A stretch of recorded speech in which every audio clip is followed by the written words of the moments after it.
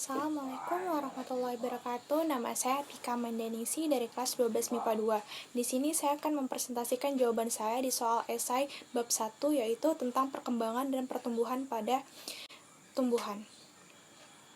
Langsung saja ke soal nomor 1, yaitu jelaskan apa yang dimaksud dengan pertumbuhan primer dan sekunder. Nah, pertumbuhan primer adalah pertumbuhan yang terjadi di ujung akar dan ujung batang atau prismatik primer. Nah, terjadi karena adanya aktivitas di jaringan apikal atau meristematik primer.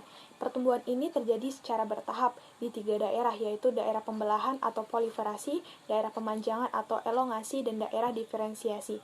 Sedangkan pertumbuhan sekunder adalah pertumbuhan yang terjadi di kambium. Pembelahan kambium ke arah luar akan membentuk floem sekunder, sementara pembelahan ke arah dalam akan membentuk xilem sekunder. Soalan kedua yaitu, sebutkan faktor-faktor apa saja yang mempengaruhi pertumbuhan dan perkembangan pada tumbuhan. Nah, faktor-faktornya itu ada dua. Yang pertama ada faktor internal dan faktor eksternal. Kalau faktor internalnya satu itu ada gen dan hormon. Kalau faktor eksternalnya yaitu ada nutrisi, cahaya matahari, air dan kelembapan, suhu dan tanah. Ketiga yaitu apa yang dimaksud dengan hormon sitokinin dan jelaskan sebutkan fungsinya. Nah, hormon sitokinin adalah sekelompok hormon tumbuhan dan zat pengatur tumbuh yang mendorong terjadinya pembelahan sel atau yang disebut sitokinesis di jaringan meristematik. Nah, fungsinya hormon sitokinin ini yaitu sebagai pengatur pertumbuhan dan diferensiasi sel. Sitokinin juga mempengaruhi dominasi pucuk, pertumbuhan kuncup tepi, dan penuaan daun. Soal keempat yaitu sebutkan faktor-faktor ekstern yang mempengaruhi pertumbuhan pada tumbuhan. Tadi kita sudah sebutkan. Nah, kita akan jelaskan sedikit di sini, yaitu pertama nutrisi. Nutrisi itu dibutuhkan seperti air dan zat hara yang terlarut dalam air untuk berfotosintesis. Nah, air dan karbon dioksida ini akan diubah menjadi zat makanan. Yang kedua ada cahaya matahari. Tanaman membutuhkan cahaya matahari untuk berfotosintesis. Nah, yang ketiga ada air dan kelembapan. Air ini merupakan tempat berlangsungnya reaksi-reaksi kimia di dalam tubuh tumbuhan. Kalau kelembapan memengaruhi keberadaan air yang dapat diserap. Yang keempat ada suhu. Nah, suhu ini merupakan proses dalam pertumbuhan dan perkembangan. Yang kelima adalah tanah. Tanah merupakan unsur yang paling penting, yaitu media tanaman yang akan berkembang dengan optimal bila kondisi tanahnya sesuai. Soal nomor 5, mengapa kulit batang pohon jati tampak pecah-pecah atau rusak?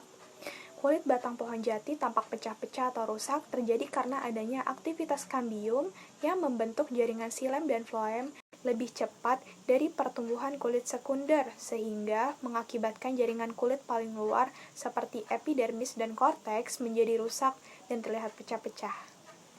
Soal yang keenam yaitu jelaskan apa yang dimaksud dengan hipogeal. Nah, hipogeal adalah pertumbuhan memanjang dari epikotil yang menyebabkan plumula keluar menembus kulit biji dan muncul di permukaan akar tanah.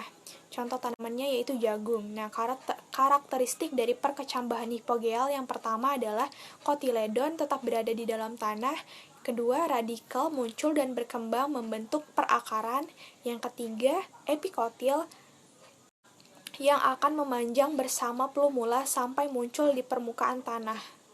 Soal yang ketujuh yaitu bagaimana pengaruh hormon auksin terhadap tumbuhan. Nah, fungsi dari hormon auksin ini adalah membantu dalam proses mempercepat pertumbuhan, baik itu pertumbuhan akar maupun pertumbuhan batang. Yang kedua, mempercepat perkecambahan. Yang ketiga, membantu dalam proses pembelahan sel. Yang keempat, mempercepat pemasakan buah. Dan yang terakhir, mengurangi jumlah biji dalam buah. Soal yang ke-8 adalah apakah perbedaan dari pertumbuhan dan perkembangan? Singkatnya seperti ini. Pertumbuhan adalah proses bertambahnya ukuran, volume, dan massa yang bersifat tidak dapat diubah. Nah, pertumbuhan biasanya berhubungan dengan keadaan fisik, seperti bertumbuh menjadi besar, bertumbuh menjadi panjang. Nah, sedangkan perkembangan adalah suatu proses menuju kedewasaan dan terjadi secara alamiah.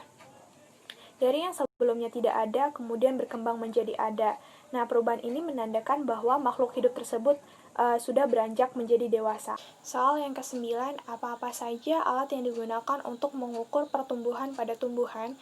Yang pertama ada auxanometer. Auxanometer ini digunakan untuk mengukur pertambahan panjang batang. Yang kedua ada jangka sorong, digunakan untuk mengukur pertambahan diameter batang.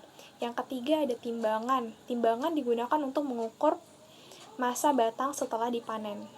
Dan biji dikotil dan sebutkan bagian-bagiannya. Nah, di sini saya ada gambarnya. Yang pertama itu yang berwarna merah itu merupakan kacang atau dikotil. Biji 2. Nah, di situ ada kulit biji, ada plumula, ada radicula, ada poros embrio, dan ada kotiledon. Itu dua bagiannya. Yang monokotil yaitu contohnya yang kedua yang berwarna kuning itu jagung.